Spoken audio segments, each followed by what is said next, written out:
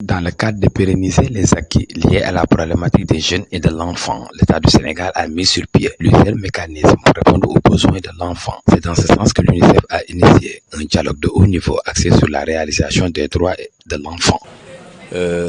L'État du Sénégal a fait des efforts énormes pour prendre en compte de façon générale les couches vulnérables, et particulièrement les jeunes et l'enfant.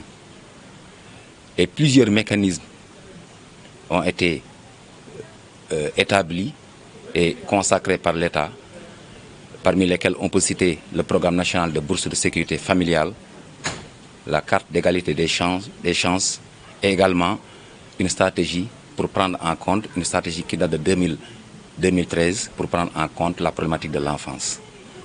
Entre autres mécanismes et initiatives prises en compte par l'État. Et par rapport globalement aux jeunes, la dernière en date, l'une des dernières, je devrais préciser, est le programme Xëyu Ndaw ñi, qui a été doté sur 3 années de 450 milliards et qui a permis d'obtenir, d'enregistrer des résultats tangibles, parmi lesquels on peut citer un nombre d'emplois créés de plus de 66 000. Donc c'est un ensemble, c'est plusieurs... Les effets consentis par l'État du Sénégal a permis d'améliorer le bien-être des jeunes avec une croissance de l'espérance de vie à la naissance qui passe de 64 ans en 2014 contre 57 ans en 2000. Efforts dans le domaine de l'éducation avec une amélioration nette du taux de préscolarisation mais également du taux de scolarisation au primaire qui a atteint 84%. Dans le domaine de la santé, avec une baisse du taux de mortalité infanto-juvénile qui a baissé de moitié, toutes choses qui ont consacré une diminution nette de l'espérance de vie à la naissance qui est en 2023 de 69 années. Il faut bien sûr le préciser, cette espérance de vie à la naissance était en 2014 de 64 années et en 2000, elle était de 57 années. Pour dire juste les efforts que l'État a eu à faire et qui ont eu un impact tangible dans le bien-être des populations. Dans le domaine de la protection sociale également, le programme des bourses, le nombre de personnes bénéficiant de bourses a augmenté de moitié et le nombre de personnes ayant bénéficiaire de la carte d'égalité des chances a plus que doublé. Donc c'est un ensemble d'efforts par rapport à la protection sociale, à l'éducation, à la santé que l'État a eu à faire.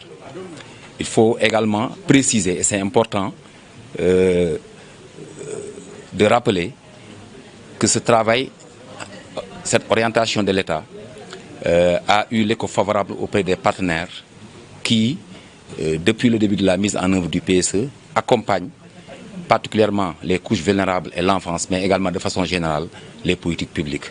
Malgré les bonnes feuilles, l'État du Sénégal compte relever les défis liés à la problématique des enfants de la rue.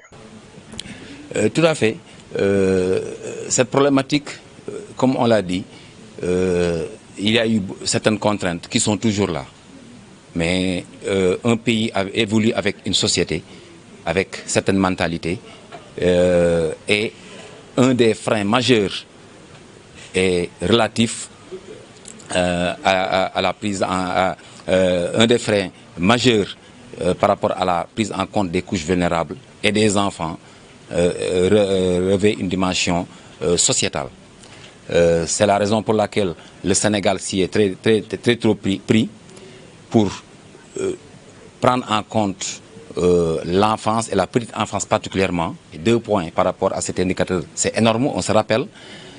Beaucoup parmi nous de cette génération n'ont pas fait l'école préscolaire. Donc c'est dire ces dernières années l'effort que le Sénégal a eu à faire pour renforcer l'éducation, particulièrement préscolaire, mais également travailler avec les daara, les maîtres coraniques et autres partenaires pour véritablement éliminer ce fléau qui, il faut le préciser, diminue de plus en plus dans notre pays. Il reste des défis qu'il faut toujours adresser et le Sénégal va s'y prendre en partenariat avec l'ensemble des acteurs. Et ce travail magnifié par cet atelier va permettre d'avoir les meilleurs résultats et les meilleures recommandations qui seront prises en compte dans le PAP 3. Quant à la représentante de l'UNICEF, Madame Sylvia Danailov, réaffirme son soutien à l'État du Sénégal en ce qui concerne le renforcement des politiques publiques. Toutes ces dernières années en faveur des droits des filles et des garçons, en faveur des droits des adolescents, en faveur des jeunes, et voir comment continuer à renforcer tous ces bons résultats pour avoir vraiment la réalisation pleine des droits de l'enfant dans le pays.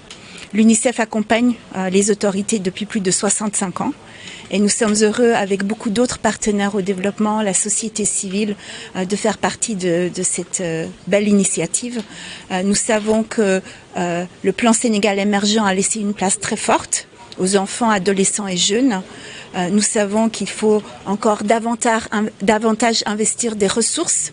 Chaque investissement pour les enfants a un retour sur les investissements qui est très élevé. Une société émergente ne peut que renforcer ses investissements en faveur du capital humain.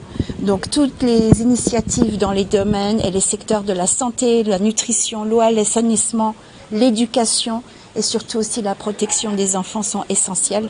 Donc nous sommes ravis de ce dialogue. Les recommandations issues de ce haut conseil, de ce haut dialogue, permettront de renforcer les politiques publiques afin de mieux améliorer le bien-être social des populations et des